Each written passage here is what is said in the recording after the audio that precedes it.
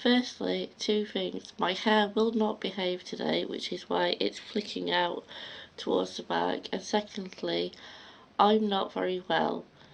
Because I've been going in and out of my flat, so from the warm to the cold and then back into the warm again when I've been in the local shopping centre and stuff, I'm now sick with a cold, which isn't good because that means that I will not be able to go to the creative writing, which I have already been missing for a few weeks. But that is not what this video is about. This video is about how Doncaster no longer is as great as it used to be, and the fact that I would like to be able to show that there are still great aspects to Doncaster. It's just that unfortunately I haven't been able to show any of them at the moment. One of the things that I would like to say is that obviously up until the mines were all shut down since 1984 onwards, we now have no running mines in Yorkshire or anywhere in the country that I'm aware of. The last one was closed down in the last couple of years or so, so there were no working mines near Doncaster anymore. The other thing is there used to be a sewing factory called SR Gents, which was turned into the Trades and Labour Club, I believe, at one point, which is along the stretch of road where the new French Gate interchange is. We used to have things like the Grand Theatre, we had the Civic Theatre, which was knocked down. We had a big council building that looked similar to the block of flats on St James Street in our town along Bobby Bridge route. If you know Doncaster, you know the area like St Sepulchre East, St Sepulchre West and all that along that route. On College Road we had the old council building that's been knocked down.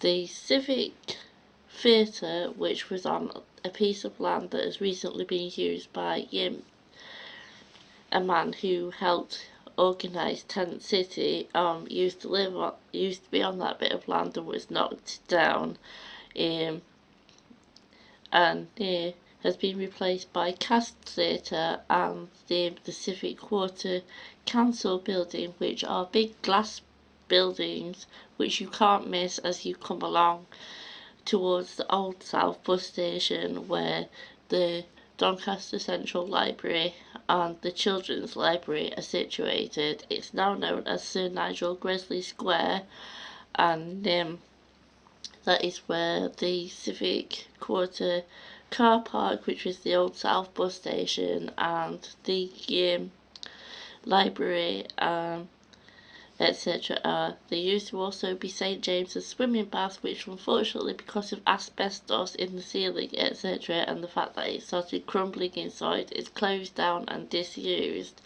The Waterdale Centre, which has had some new buildings built in it, but unfortunately they are now sitting empty because the person that was going to make retail spaces out of them decided when he came to Doncaster for some reason and saw all the closed down shops in the Waterdale Centre in the what's now known as the Civic Quarter, decided that nope, he wasn't going to put any business into this new building that thousands of pounds has been spent on. And this is the situation that we have in Doncaster now, with people like me that have grown up from being born here in 1980, and see how it's developed and how it's changed. We used to, where the Civic Quarter Council building and Cast Theatre are now, used to have a college building there. Right, that's where the college building used to be, in case you don't know and you haven't seen old photos of Doncaster. That's where the old college building that I would have gone and done my vocational access course at was situated. It was a big grey building. that was there near the magistrates court and the police station, and all that is still there, like the police station and the magistrates court. The small claims like county court, that's closed down as well. That was near St James's swimming baths, so that's closed down. We used to have shops like Quick Save. I mean, there are still shops in the Waterdale Centre. There are like Iceland is still there. Dana Credit Union, what became South Yorkshire Credit Union, isn't there anymore. A lot of things aren't actually there anymore. There used to be a Weigh and Save, shops like that. Most of the shops in the Waterdale Centre, including the new build that was built by this guy, are closed down and boarded up and empty. There used to be a Netto round the corner from me, I think, yeah. I mean, our town seems to be made up of gambling establishments, nightclubs, pubs, that kind of thing now. There are also places that you can go to if you like, these loan places that you can go to if you need payday loans and stuff. There's things like that in our town. The majority of our shopping experience now is in the now expanded Frenchgate shopping centre, which has shops like Debenhams and things like that in it. Although shops do close down in there as well because I assume the rent, they aren't able to meet the rent. There's also the Colonnades, which houses places like All Things Nice Cafe, which managed to expand themselves, so they're now a bigger cafe.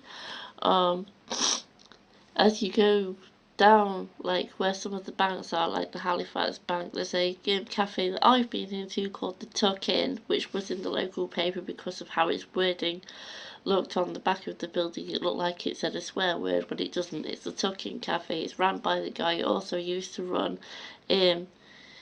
Bite to Eat along that route, where USA Chicken and all that is as you go like Cleveland Street that way, or come down from Hallgate round.